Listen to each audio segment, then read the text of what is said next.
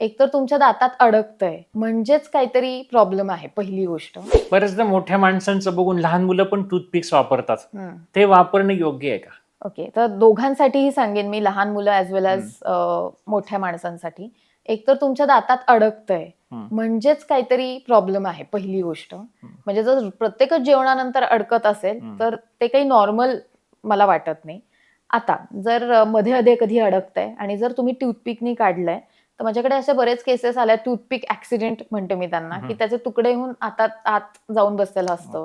मग हिरडी सुचते आणि मग ते काढायला खूप जास्त काम करावं लागतं. तर हे सगळं टाळण्यासाठी तुम्ही एक तर ते अडकू नये याची काळजी घ्यायची आहे. अडकत असेल तर काय अडकतंय ह्याचा शोध घेतला पाहिजे. आणि जर मध्ये अधे कधीतरी अगदीच काहीतरी फायब्रस फूड अडकते असं कधीतरी जर असेल, तर इंटरडेंटल ब्रश म्हणून केमिस्टकडे मिळतो, तो वापरू शकतो. आणि त्याहीपेक्षा सेफेस्ट ऑप्शन म्हणजे वॉटर फ्लॉसर म्हणून एक आहे. त्याच्या खाली असा टँक असतो, त्याच्यामध्ये तुम्ही पाणी किंवा थोडं माउथवॉश घालू शकता. आणि डेंटिस्टकडे जो स्प्रे असतो ना, तसं त्याचं नॉझल असतं या वॉटर फ्लॉसरचं. आणि ते फक्त असं प्रेस केलं की ते 2 दातांच्या मध्ये फोर्सफुली थोडं पाणी जातं आणि अडकलेलं निघतं. So that's the safest option. हे मुलांना पण वापरू शकतो. ओके.